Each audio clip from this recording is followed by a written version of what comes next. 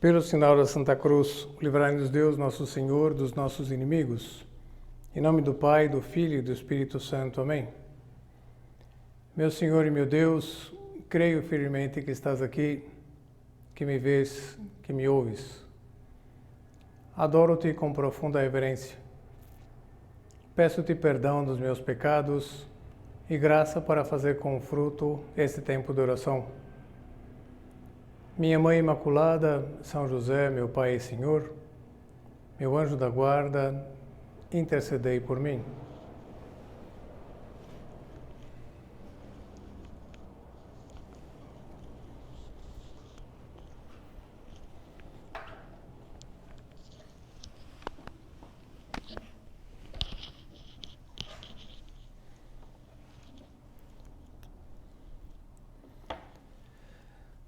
Talvez vocês também tenham recebido ao redor do domingo de Páscoa algumas mensagens dessas exultantes com Cristo vitorioso, de Cristo vitorioso. Eu recebi uma tanto em vídeo como depois por escrito. A locução do vídeo era muito boa, depois eu fui descobrir que é de um locutor de rodeio famoso de rodeios, né? É famoso, que é o Della Morena, apresentador também de um diário na FM, chama Diário 89, acho que é 89.9 FM. E dele também tem um canal de reflexões no próprio Google e um canal também no YouTube, ou seja, é um comunicador, um grande contador de histórias. E a história que ele contava, depois eu fui atrás do texto também para poder citar aqui nessa nossa meditação, faz referência à força. O título é Quem é o mais forte? E que diz assim: em uma reunião sobre tudo que Deus criou, houve uma grande dúvida. Quem seria o mais forte? Alguém falou, forte é o ferro.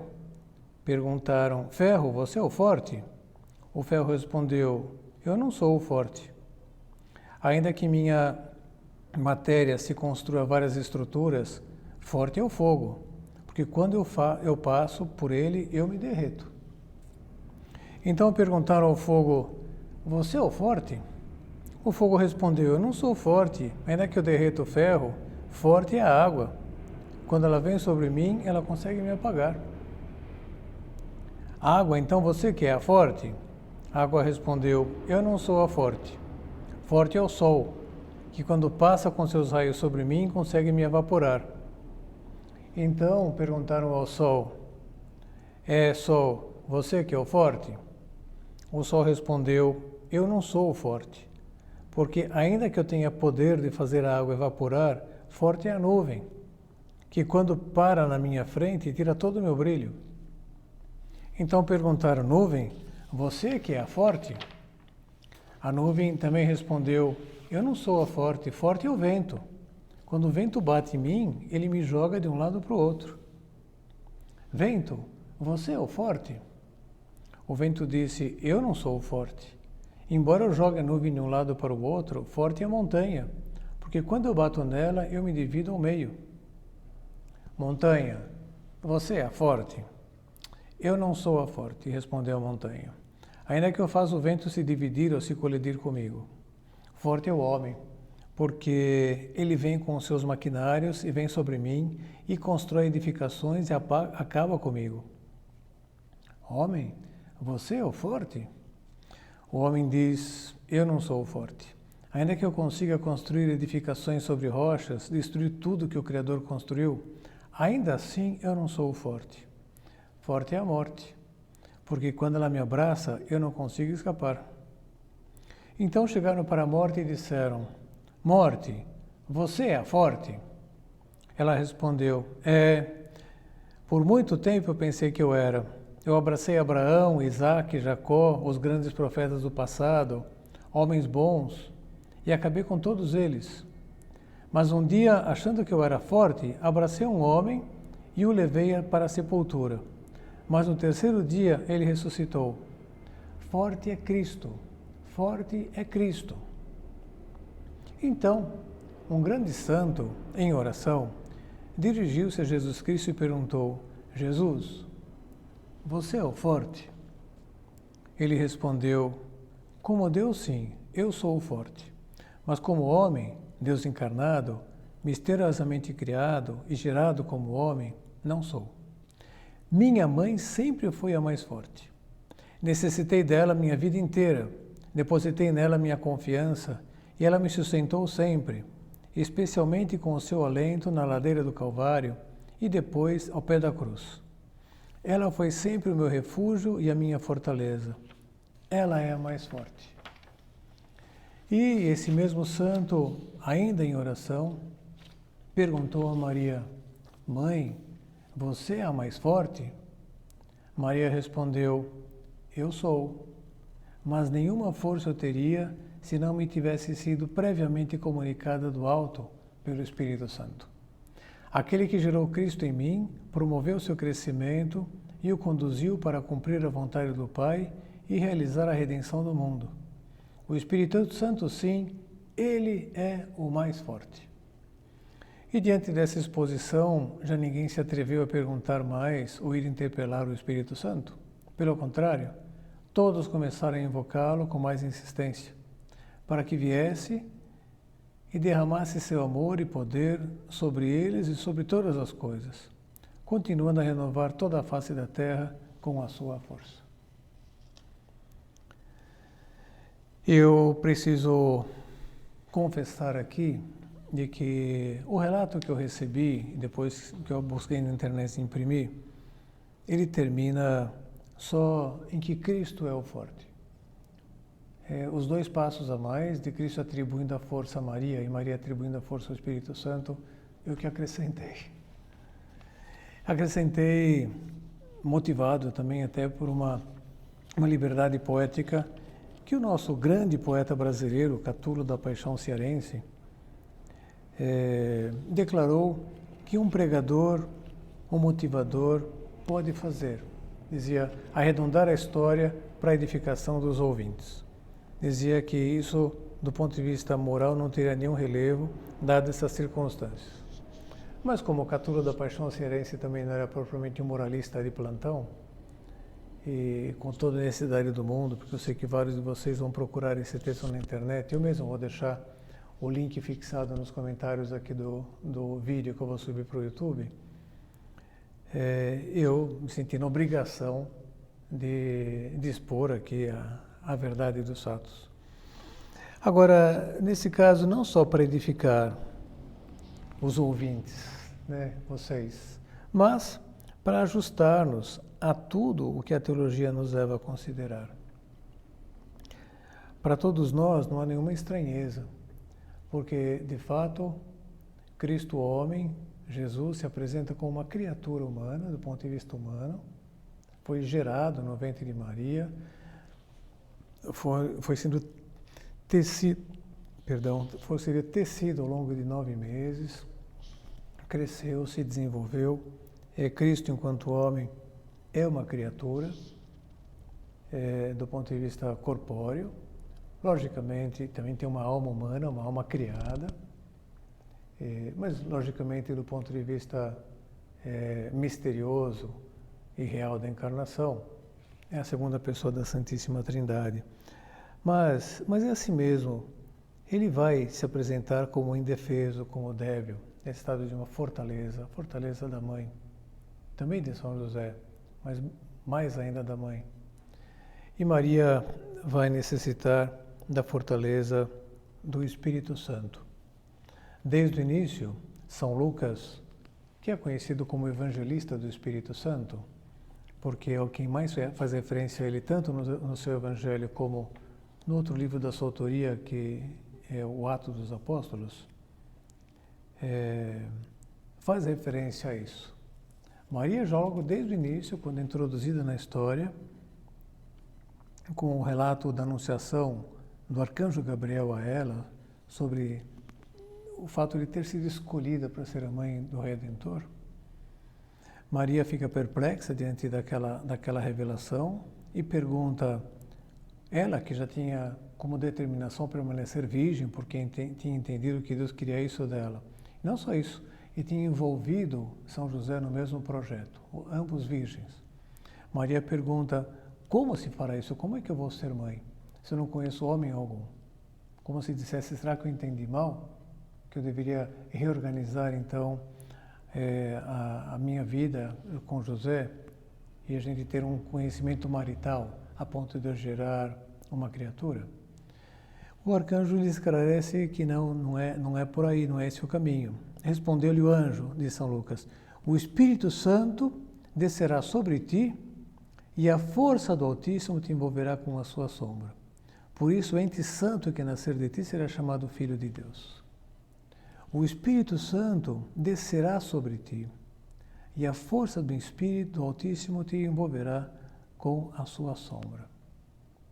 O Espírito Santo vai descer e você vai ser revestida com uma força para poder realizar essa missão que eu estou te revelando, que Deus quer te confiar. A verdade é que, então, todo o processo da encarnação, Jesus Cristo encarnou pela força do Espírito Santo, que foi comunicada diretamente a Maria. E depois, passados 30 anos, São Lucas vai introduzir a narração de Jesus iniciando a sua vida pública. Precisamente com o momento do seu batismo, uma cena que se repete com frequência ao longo do ano litúrgico e que a gente volta a considerar e sempre espremendo e tirando muito suco. Narra assim, estamos no finalzinho do capítulo 3, daqui a pouco início do capítulo 4 de São Lucas. Quando todo o povo ia sendo batizado, também Jesus o foi. Estando ele a orar, o céu se abriu e o Espírito Santo desceu sobre ele em forma corpórea, como uma pomba, e veio do céu uma voz, tu és o meu filho bem-amado, em ti ponho a minha afeição. Uma manifestação da Santíssima Trindade. Mas, de modo muito particular, uma manifestação do Espírito Santo que tomará posse, por assim dizer, humanamente falando, de Jesus, para revesti-lo com a força do alto. Na sequência, continua São Lucas, cheio do Espírito Santo, voltou Jesus do Jordão e foi levado pelo Espírito ao deserto, onde foi tentado pelo demônio durante 40 dias. Durante esse tempo ele nada comeu e, terminados esses dias, teve fome. E já narra como o demônio tentou, primeiro querendo com que convertesse as pedras em pães, depois ofereceu-lhe poder sobre toda a criação, e depois ainda por cima o desafiou para que se lançasse sobrevoando Jerusalém como forma de encurtar o caminho da evangelização, fazer uma coisa mais ágil e mais espetacular. E Jesus foi rebatendo cada uma das tentações.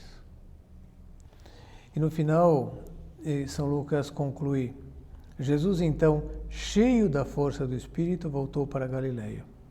E a sua fama divulgou-se por toda a região. Ele ensinava nas sinagogas e era aclamado por todos.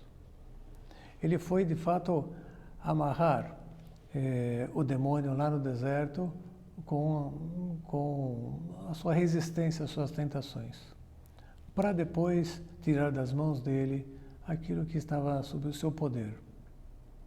Porque ele vivia, já era muito frequente as possessões demoníacas e tudo mais, e Cristo então começa a expulsar os demônios com uma autoridade que os próprios fariseus, os saduceus, aqueles doutores da lei da época ficavam surpresos.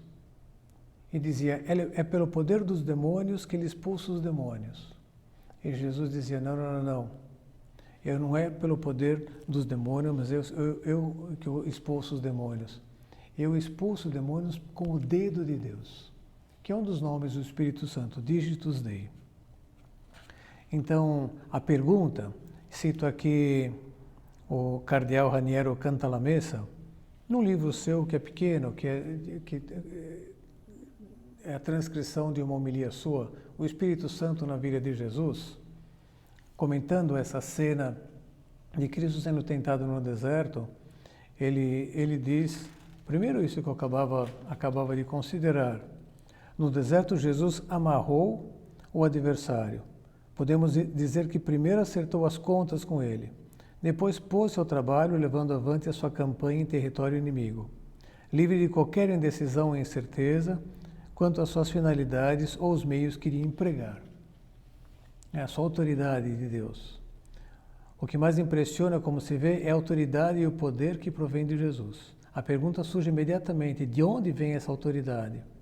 A resposta dos adversários é do príncipe dos demônios. A resposta de Jesus é do Espírito Santo. Eu expulso os demônios com o dedo de Deus.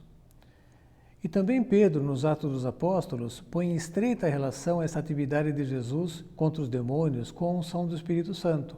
Diz: Deus ungiu com o Espírito Santo e com o poder a Jesus de Nazaré, que andou por todo lugar fazendo bem e curando a todos os que o diabo tinha escravizado. A força do Espírito Santo que toma conta do coração da alma de Maria, a coloca na história da geração, da criação, da educação do Filho de Deus, mas também, como ele mesmo se intitulará, Filho do Homem.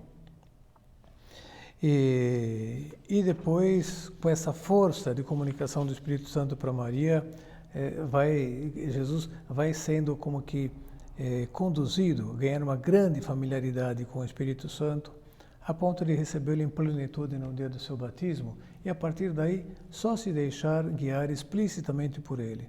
Foi levado pelo Espírito Santo ao deserto, depois foi trazido, revestido com a força do alto, foi trazido pelo Espírito Santo do deserto. E como é que o Espírito Santo comunica essa força? Através das chamadas virtudes e dos chamados dons.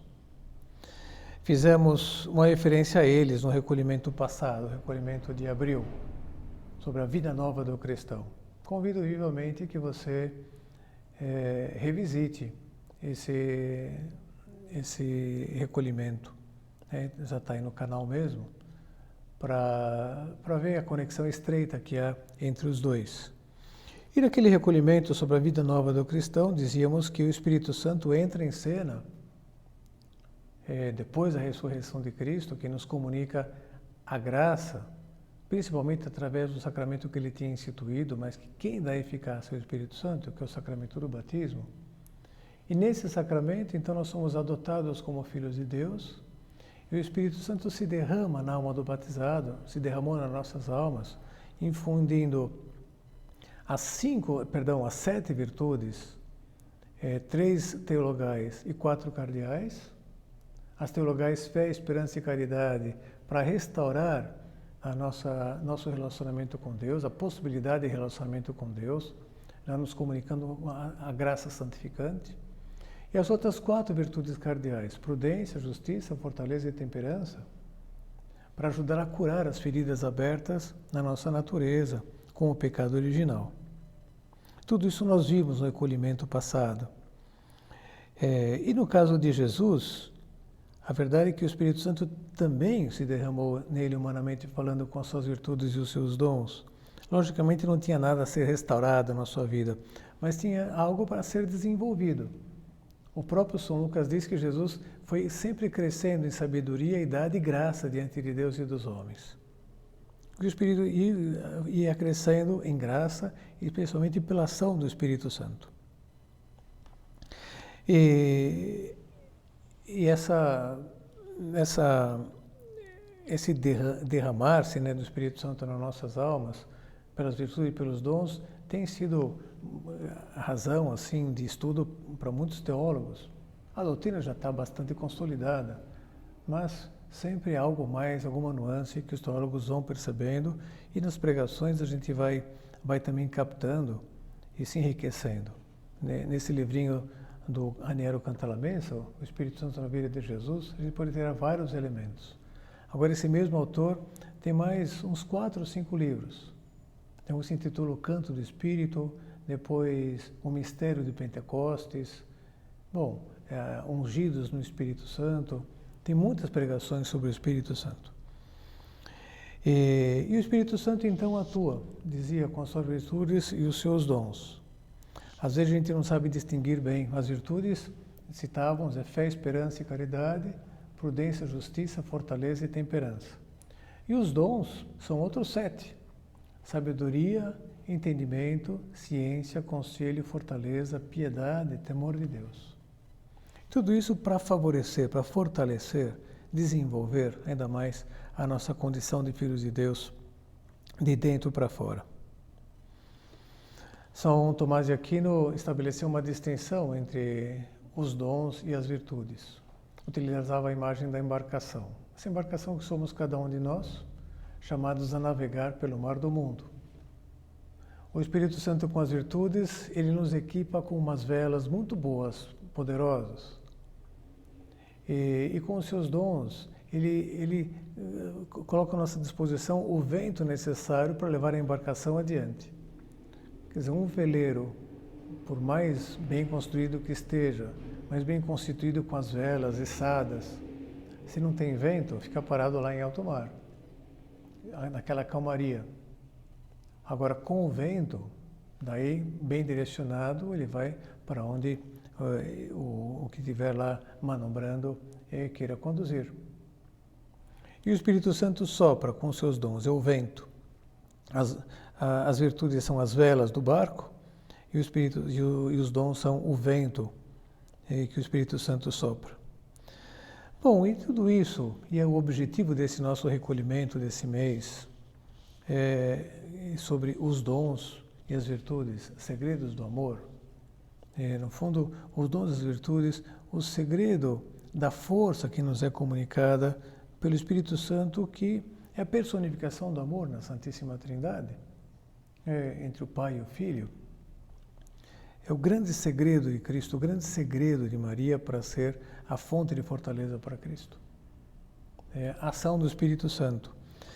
E o objetivo do nosso recolhimento é despertar em nós também esse desejo, essa determinação de contar mais com o Espírito Santo. De crescermos, para crescermos na nossa relação com Deus e para crescermos também no domínio de nós mesmos, ou seja, tendo as feridas do pecado original abertas na alma cada vez mais cicatrizadas. Em primeiro lugar, o trato com Deus. O Espírito Santo, com a atuação na nossa alma pela graça no batismo, já nos converte em filhos de Deus. Somos adotados como filhos de Deus, depositários da graça divina. E o Espírito Santo, ele vai fazendo com que nós nos sintamos e raciocinemos, precisamente como aquilo que nós somos mesmo, filhos de Deus. É o que dirá São Paulo escrevendo aos Romanos, no capítulo 8, versículo 14. Os que são conduzidos pelo Espírito de Deus, esses são filhos de Deus. E, então, para eu desempenhar-me melhor, cada vez melhor, na minha vida de união com Deus, eu preciso contar muito com o Espírito Santo, ser conduzido pelo Espírito Santo. São Paulo ainda coloca um complemento em outro trecho de uma das suas cartas, dizendo que o Espírito Santo vem em auxílio da nossa fraqueza para ensinar-nos a orar como convém. E como é que convém para um filho de Deus orar? Acho que sem ter que fazer muitos raciocínios, né? Menos ainda qualquer malabarismo intelectual. A resposta é: o Espírito Santo fica nos movendo a rezar o Pai Nosso, cada vez com mais consciência, cada vez com mais propriedade. Afinal de contas, essa oração por excelência dos filhos de Deus. Foi assim que Jesus nos ensinou a rezar. Ele que se via movido a rezar exatamente assim, pelo próprio Espírito Santo, humanamente falando. E como é poderosa a oração do Pai Nosso, como o Espírito Santo de fato quer que nós a rezemos com muita frequência, para limpar a área diante de todos os obstáculos que a gente pode ter, que são os chamados pecados, ou os nossos defeitos que invariavelmente nos induzem a cometer pecados, se nós não estamos vigilantes. Quais pecados? Os pecados capitais. Também número 7.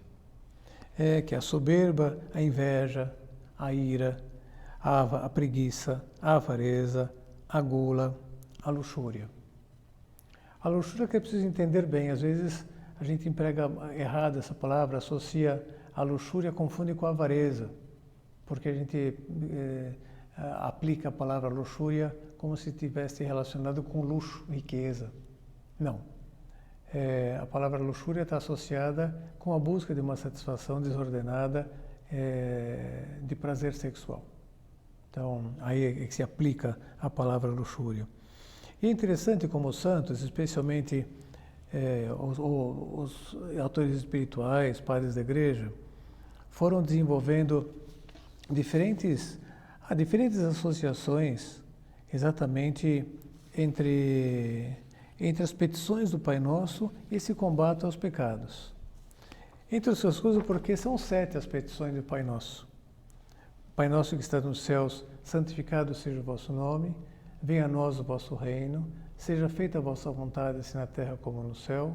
O pão nosso de cada dia nos dai hoje, perdoai-nos as nossas ofensas, as nossas dívidas, assim como nós perdoamos os nossos devedores.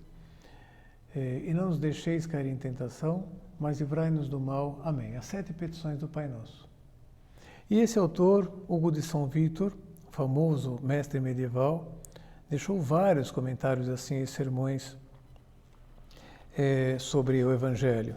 E um deles, fazendo associação exatamente entre as 7 petições do Pai Nosso, como forma de arrancar graças, né, do Pai, por ação do Espírito Santo, para combater os 7 pecados capitais, que acaba então mobilizando, até sensibilizando o Espírito Santo para nos comunicar as 7 virtudes e mais os seus 7 dons. Tudo relacionado, 7, 7, 7, 7.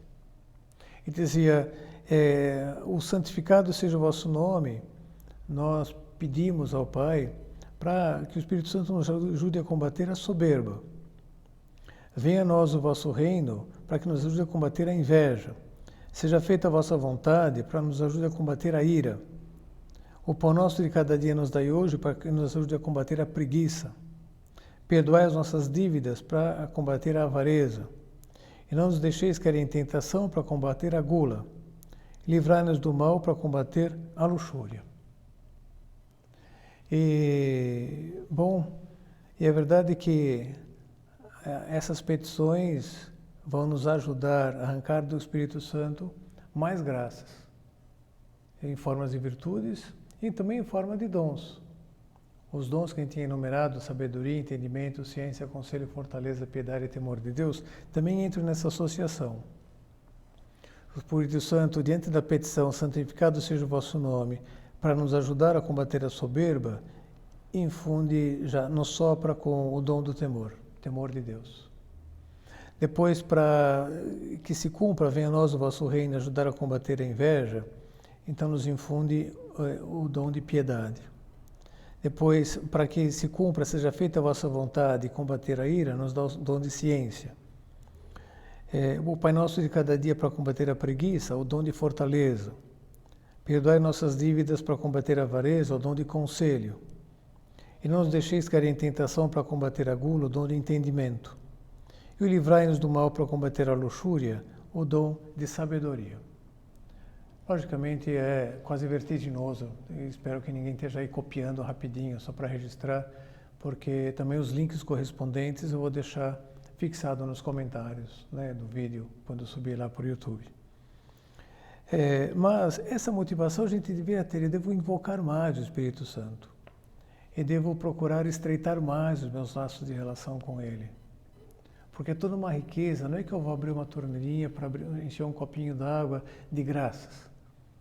O que fica à minha disposição pela ação do Espírito Santo, a força, é mais ou menos como se eu estivesse abrindo um hidrante que eu vou receber. É uma força que vem do alto mesmo. Para eu decepar, como Hércules, né, que deceprou as 7 cabeças da hidra, né, simultaneamente, né, e acabou derrotando. A sua tentativa era de cortar uma cabeça, mas via que essa cabeça se regenerava. Cortava outra cabeça, se regenerava. A hidra lá com 7 cabeças. Até que ele intuiu que devia dar num golpe só, com a super espada que tinha, cortar as 7 cabeças. E não deu outra. É exatamente assim que deve ser a nossa luta. Está querendo decepar a hidra, cortar as 7 cabeças. E para isso, então, temos que mobilizar o Espírito Santo, e Ele mesmo está na atuação antes, durante e depois. Ele nos conduz para viver como filhos de Deus e, portanto, para rezar do modo que mais nos convém, que é o Pai Nosso. Essas 7 petições que já nos vai arrancando a graça e sensibilizando o Espírito Santo para que nós combatamos os 7 pecados capitais. E esse combate que vai se realizar com êxito, porque ele vai nos dar as armas necessárias, vai nos dar as virtudes, as 7 virtudes infusas e os 7 dons. É muito lindo tudo isso. E essa relação que depois Santo Agostinho e São Tomás de Aquino se aventuraram a fazer, né, que é de fato muito estimulante. A verdade é que, associada também aos combates, né, contra cada um dos pecados capitais que a gente pede nas petições do Pai Nosso, recebe os dons e as virtudes do Espírito Santo, a gente vai experimentar a verdade das bem-aventuranças, que também são 7. Então, o santificado seja o vosso nome para combater a soberba, nos ajuda a viver, a experimentar a bem-aventurança dos pobres, bem-aventurados os pobres, os humildes, né, de coração, porque deles é o reino dos céus.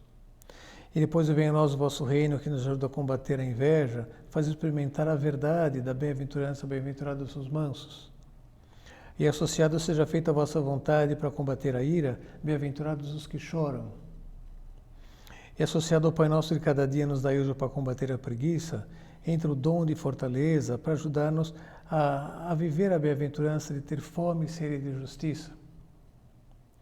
E perdoai nossas dívidas para combater a avareza, nos faz experimentar, né, o bem-aventurados misericordiosos, a verdade dessa bem-aventurança, essa fonte de felicidade.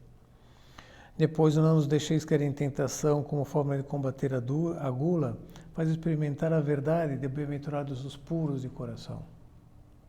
E o livrai-nos do mal, que nos leva a combater a luxúria, faz experimentar, através do dom de sabedoria também que é comunicado, a verdade dos bem-aventurados os pacíficos, daquele que acabam exercendo o domínio da razão sobre a paixão.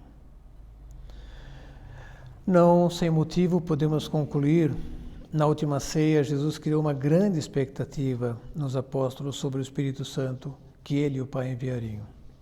Convém a vós que eu vá, se eu não for, o Espírito Santo não virá a vós. E quando eu for, eu rogarei ao Pai, Ele vos dará outro Consolador, outro Paráclito. Alguém que vai transmitir para vocês uma força muito maior do que vocês estão experimentando só tendo a mim e convivendo com vocês dia e noite.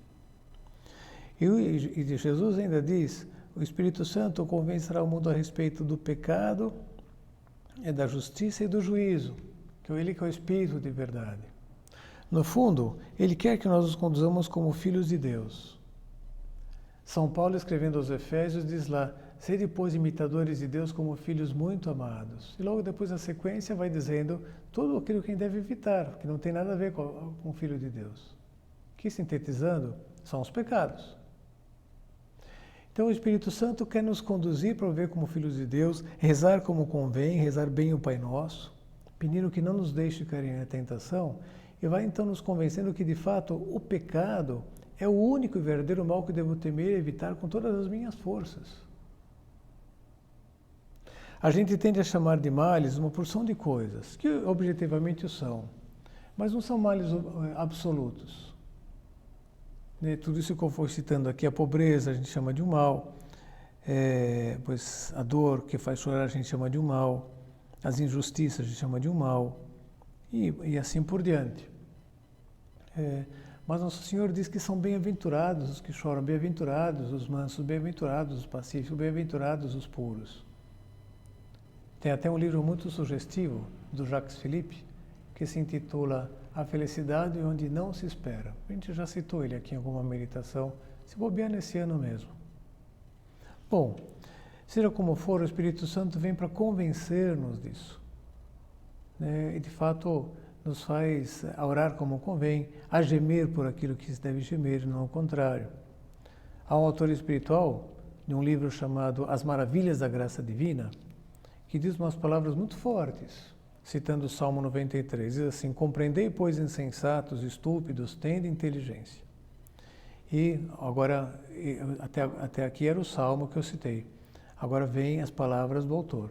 Vossa sensualidade, vossa cólera, vossa concupiscência enganam-vos miseravelmente quando vos insinuam contra as vozes do Espírito Santo que a pobreza, o sofrimento voluntário ou involuntário, as dores, os insultos e a própria morte, e não ofensa a Deus, são verdadeiros males. Como diz, mentira. As bem-aventuranças desmentem isso. E continua, somente o pecado não pode ser um bem. Tudo mais pode redundar em nosso proveito e honra de Deus. Só o pecado não pode provir de Deus. Tudo mais é suscetível de converter-se em objeto do seu amor, da sua estima, e pode ser dispensado por sua mão como insígne e benefício. Quando o Filho de Deus, conhecedor perfeito do bem e do mal, veio ao mundo para destruir o mal, para assumir o bem e não o comunicar, carregou sobre si pessoalmente os sofrimentos e os desprezos. Fez-se em tudo semelhante a nós, exceto no pecado. Era, com efeito, a única coisa que ele detestava com toda a alma. Para destruí-lo, ofereceu sua vida, todo o seu sangue. Para afastar este mal, quis carregar com todos os males. E o Espírito Santo, então, vai nos conduzindo por meio desse caminho de verdade e vai nos fazendo, então, experimentar como a felicidade devemos buscá-la na pobreza, na mansidão, no chorar, na fome e sede de justiça, na misericórdia, na pureza de coração, no modo pacífico de lidar com as adversidades, com os opositores nesse mundo. Isso supõe, sem dúvida nenhuma, um esforço da nossa parte, da nossa luta. Meditávamos isso também no mês passado, esforço por corresponder. Mas gera depois uns frutos tão saborosos. Não queria deixar ninguém com vertigem, já falei, as 7 petições do Pai Nosso, os 7 pecados capitais, as 7 virtudes infusas, os 7 dons do Espírito Santo, as 7 bem-aventuranças. Mas São Paulo ainda faz uma enumeração que é tremenda. Fala que uma pessoa que viva assim, que corresponda à ação do Espírito Santo na sua alma, ela vai experimentando muitos frutos. Aliás, ele enumera 12 frutos. Os 3 primeiros, caridade, alegria e paz, que ordenam a alma em relação ao bem, ou seja, para de fato desfrutar do bem que Deus vai promovendo na nossa vida. Depois, outros 2 frutos, paciência e longanimidade, que nos ordenam a alma em relação ao mal, para suportar o mal, para lidar com o mal, para administrar o mal. Depois, fala de bondade, benignidade, mansidão e fidelidade. Outros 4 frutos que ordenam a nossa alma na relação com os outros. Pessoas bondosas, benignas, mansas e fiéis. Outros frutos da ação do Espírito Santo, dessa correspondência à ação do Espírito Santo na nossa alma.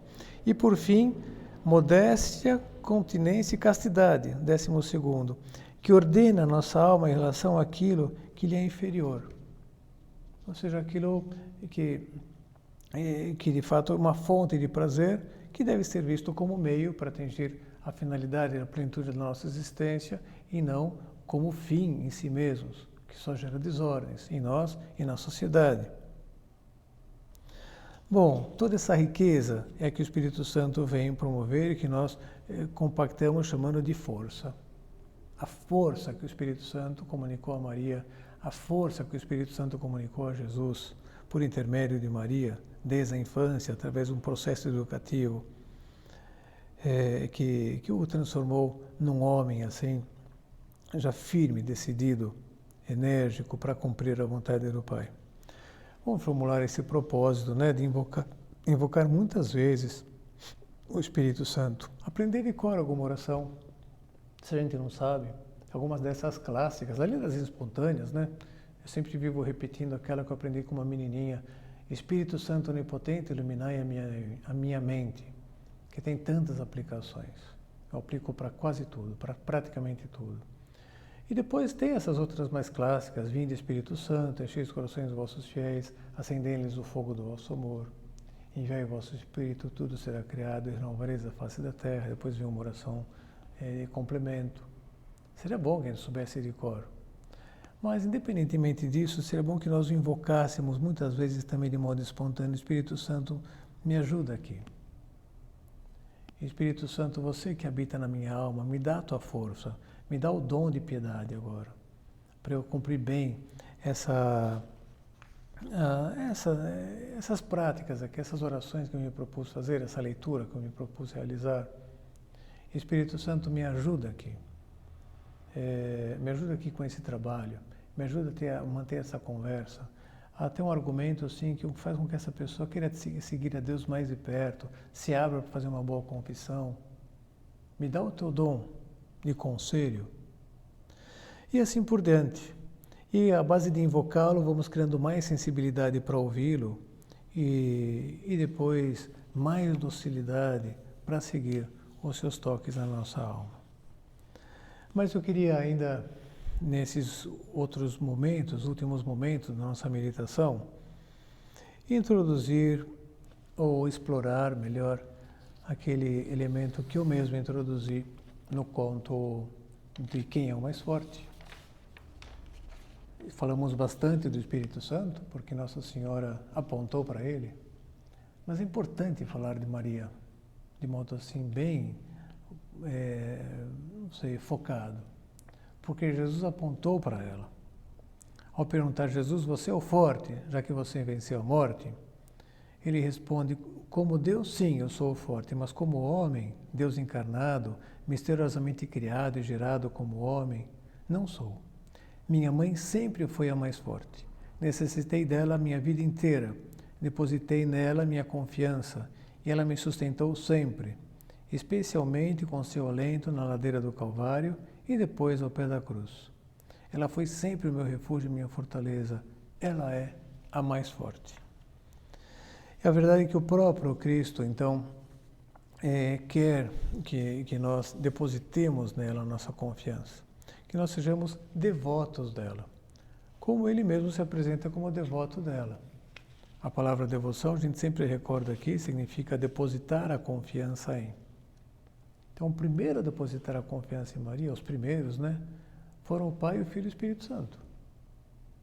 A gente pode colocar até São José aqui nesse mundo, que São José pede a sua mãe em casamento, ela expõe que está chamada a viver virgem, ele confia nela e embarca, porque a sua vida já estava extremamente conectada com a dela. São os devotos de Maria. E de modo particular, a segunda pessoa, Jesus, que se coloca totalmente e passa 9 meses lá no seu útero, no seu interior, se desenvolvendo do modo mais harmônico possível. Sem dúvida, naqueles 40 dias que Jesus passou ressuscitado com os apóstolos, e que ele foi sublinhando aquelas verdades que eram fundamentais, que eles deviam ter como, de fato, alicerces para a igreja, para suas vidas pessoais e depois para a sua pregação, com certeza, um desses alicerces foi exatamente a devoção a Maria. E com certeza ele ajudou a projetar uma luz naquilo que tinha deixado os apóstolos muito intrigados, que foi o fato de João Evangelista, ele que tinha fugido no Horto das Oliveiras, tinha ficado clandestino quando Jesus estava sendo acusado, condenado lá no pátio dos sumos sacerdotes. De repente, ele que também tinha sido um covardão, de repente ele está lá, a gente encontra ele ao pé da cruz, com Maria, mais um grupo de mulheres. Jesus deve ter projetado uma luz, deve ter sublinhado o que ele quis dizer quando virou para Maria, naquele contexto, ele pendurado no alto da cruz, com a vista que até então estava embaçada, porque já está muito fraco, perdendo sangue, e ao mesmo tempo tinha suor, tinha cuspe ressecado, sangue coagulado. Cristo de repente foca a vista em Maria e diz: mulher, eis aí o teu filho. Depois foca em Jesus e diz: filho, eis aí a tua mãe. E então Cristo já explicou o que estava querendo significar aquilo. Significava que ele estava nomeando João, nosso representante, o representante de todo o gênero humano. Estavam chamados a depositar a sua confiança em Maria, para poder, de fato, experimentar dela o que é ser fortalecido com a força do alto, o que era atrair a força do alto. Através de ser almas de oração, almas que estão invocando o Espírito Santo continuamente, estão pendentes de dizer que sim às suas moções em cada instante, em cada momento. Cristo terá sublinhado que, então, aquele momento lá do alto da cruz foi a última lição que ele quis deixar. Como se dissesse para João: João, se você quiser não me abandonar nunca, mas se você tiver me abandonado e quiser voltar para mim com segurança, deposita a sua confiança na minha mãe. Eu depositei e ela não me falhou. Pelo contrário, ela me conduziu a estar até aqui em cima agora, cumprindo plenamente a minha missão. São José Maria sintetiza todas essas considerações numa única frase do capítulo A Virgem Maria, desse livrinho Caminho, que agora também já está publicado num único volume com sulco e forja, esses 3 livros de pensamentos de São José Maria Escrivá. Mas nesse livro Caminho, no capítulo A Virgem Maria, ponto 495, ele diz assim: a Jesus sempre se vai e se volta por Maria. É a lição de Cristo. João, se você quiser não me abandonar nunca, gruda na minha mãe. Se você tiver me abandonado e quiser voltar para mim com confiança, deposita a tua confiança na minha mãe. E parece que essa terá sido mesmo a experiência de São João. Ele que naquele transe de fuga, estava morrendo de medo de ser preso como os outros apóstolos e acabar da mesma forma que Jesus, de repente pensou em Maria. Ele tinha uma vinculação muito forte com ela, a gente deduz. E a base da atração afetiva que tinha por Maria, de repente, se viu lá com energia suficiente para estar lá ao pé da cruz. Mas é como se Cristo tivesse querido parecer derrotado. Ele sozinho não levou ninguém lá para o alto da cruz.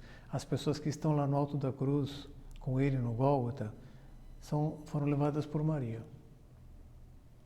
A Jesus sempre se vai e se volta por Maria. É verdade que o ponto anterior desse livro Caminho também é bastante eloquente.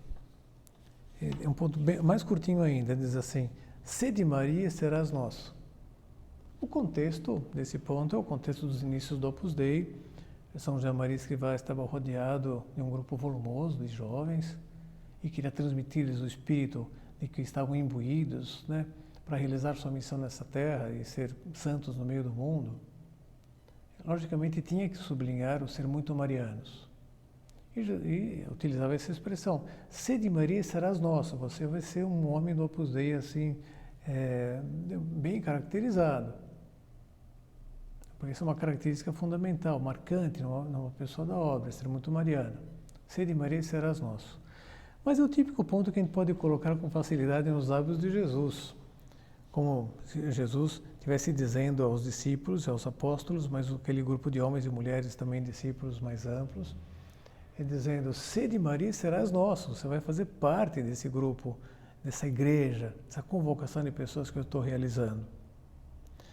Aliás, num arrebato de atrevimento, a gente podia colocar essas palavras até nos lábios das 3 pessoas da Santíssima Trindade, o Pai, o Filho e o Espírito Santo, dizendo assim em coro: sede Maria serás nosso.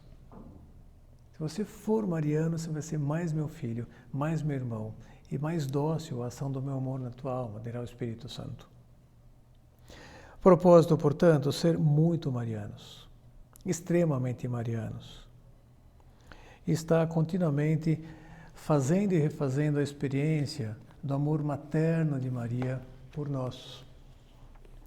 Nesse outro livro, Amigos de Deus, há uma homilia que já citei outras vezes com certeza, e você também já conhece. Se intitula Maria, Mãe de Deus e Mãe Nossa. É a penúltima homilia desse livro. E no finalzinho, no arremate assim, da homilia, depois de ter desenvolvido várias ideias, O Monsenhor Escrivá diz assim: aconselho-te que faças, se ainda não o fizeste, a tua experiência particular do amor materno de Maria. Não basta saber que ela é mãe, considerá-la assim, falar assim dela. Ela é a tua mãe e tu és seu filho, sua filha. Trata em consequência. Conta-lhe tudo o que te acontece. Honra, quere-a.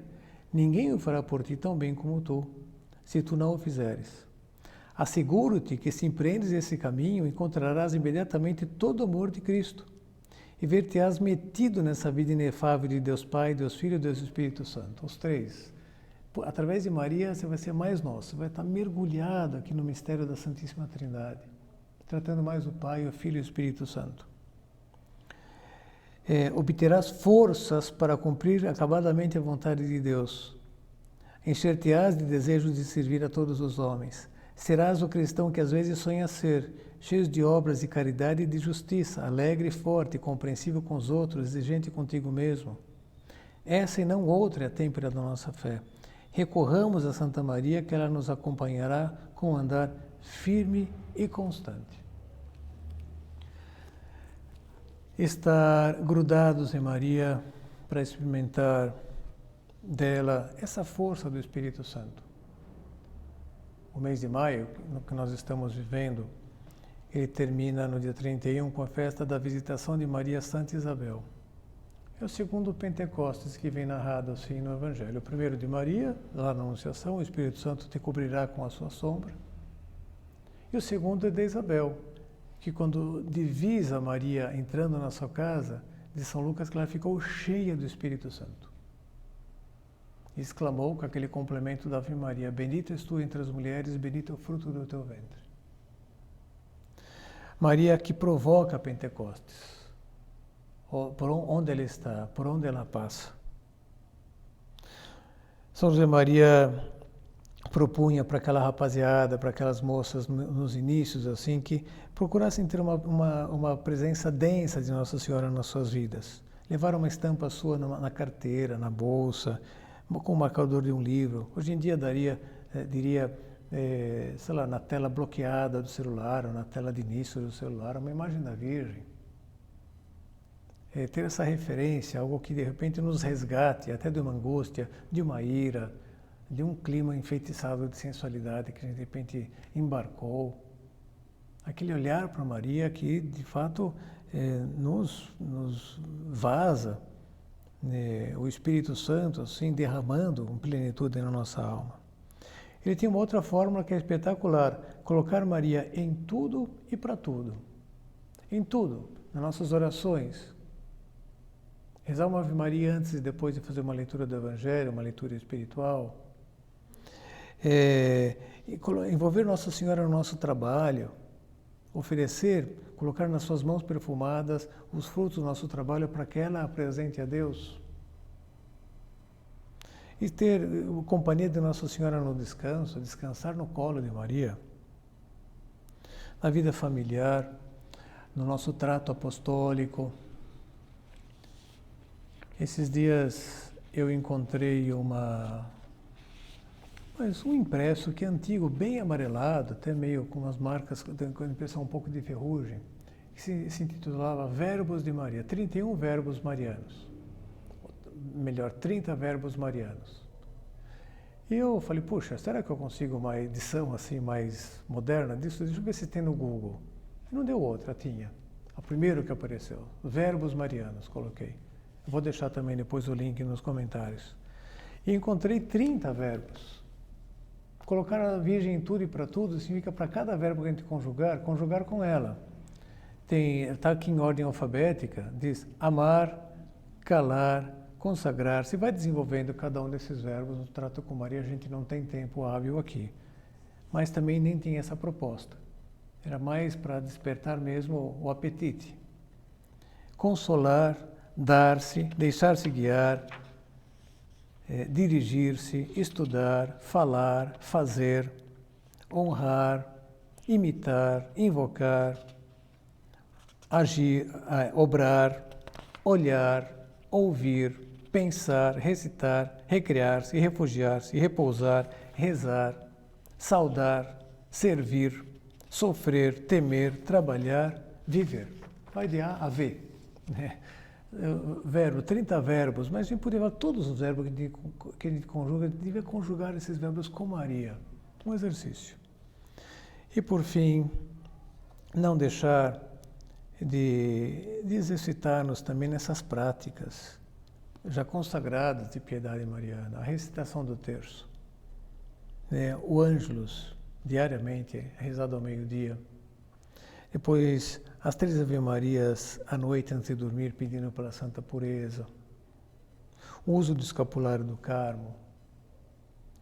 Vou fazer uma referência só ao terço, por exemplo, a experiência do terço. Fazer a experiência do amor materno de Maria, por exemplo, rezando o terço diariamente. Nas últimas semanas, atendi um rapaz que até me disse que eu podia dizer o seu nome, tudo, se eu pudesse citar isso nas minhas meditações. Não tem sentido dizer o seu nome, mas ele estuda no INSPER. Deve ter ao redor de 20 anos, um pouco mais, talvez. Ele me procurou, porque a gente tem um amigo em comum, dizendo que ele tinha passado um processo de conversão e estava querendo ter uma direção espiritual. E eu perguntei, me diz um pouquinho do teu processo, como foi? E ele falou, foi simples, Padre Carlos, muito simples. Eu resolvi dar abertura para Deus na minha alma faz um ano. Eu coloquei lá no YouTube, abertura para Deus, na vida.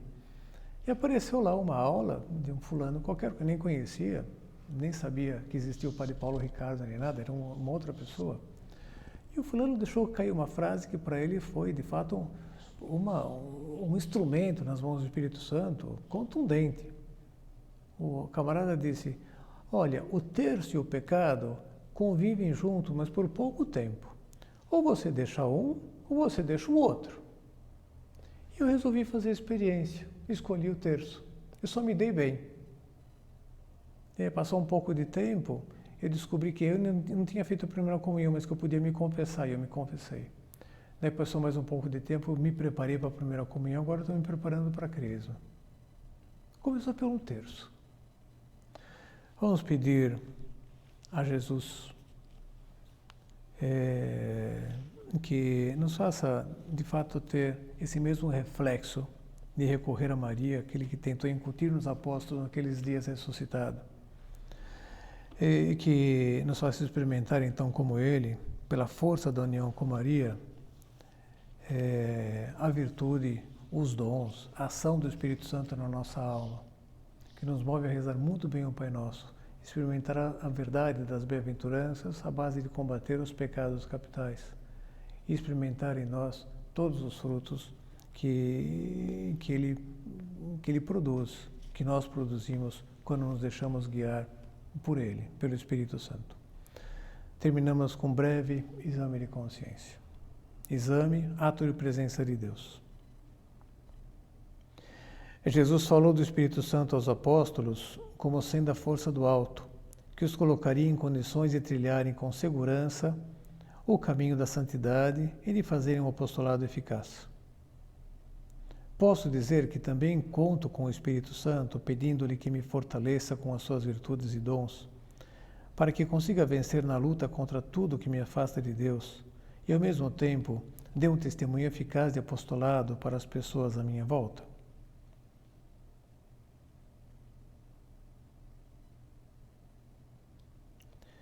Procuro estreitar meus laços de relacionamento com o Espírito Santo. Já li algum livro que me ajude a conhecê-lo mais? Estou disposto a colocar todos os meios para que ele esteja mais presente no meu dia a dia, começando por invocá-lo com maior frequência, aprendendo alguma das orações clássicas para isso, além daquelas que possa dirigir-lhe espontaneamente.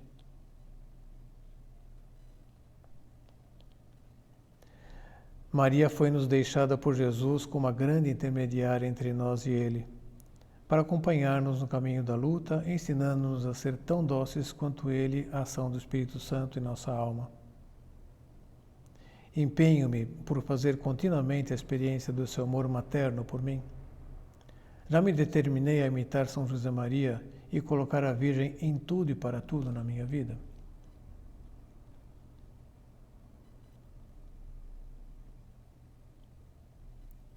Sou constante nas minhas práticas diárias de devoção mariana, recitação do terço, do Ângelus ao meio-dia, das 3 Ave-Marias da pureza antes de dormir, do uso do escapulário do Carmo, etc.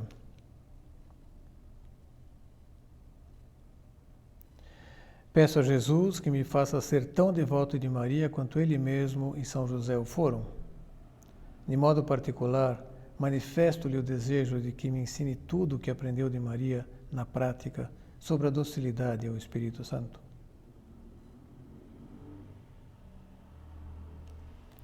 Ato de contrição.